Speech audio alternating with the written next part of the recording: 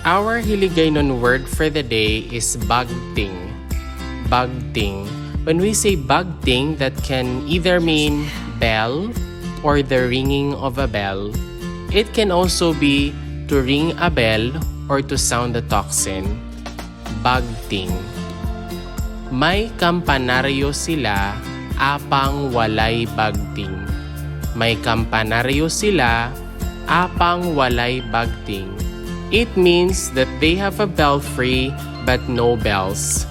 May kampanaryo sila, apang walay bagting. Walay bagting kaina sang aga. Walay bagting kaina sang aga. That means this morning there was no ringing of bells. Walay bagting kaina sang aga. Ibagting or bagtinga ang lingganay. Bagtinga ang lingganay. That means ring the bell. Ibagting ang lingganay or bagtinga ang lingganay. Ginbagting niya ang bagting nga dako. Ginbagting niya ang bagting nga dako. That means he rang the big bell. Ginbagting niya ang bagting nga dako. Bagtingi ang bulunyagan. Bagtingi ang bulunyagan.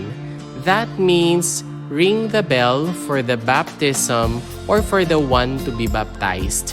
Bagtingi ang bulunyagan.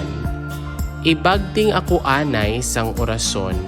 Ibagting ako anay sang orason. That means ring the angelus for me, please. Ibagting ako anay sang orason.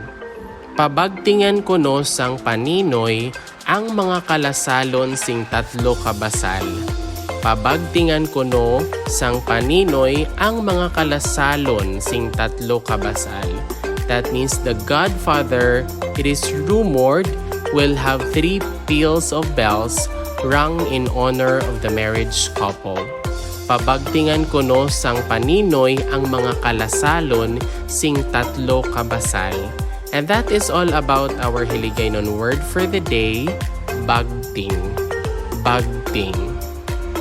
If you learned something new from this video, please don't forget to click like, leave a comment, and subscribe. Moreover, you might also want to watch the next video on the screen. Maraming salamat, thank you for watching, and see you in the next video.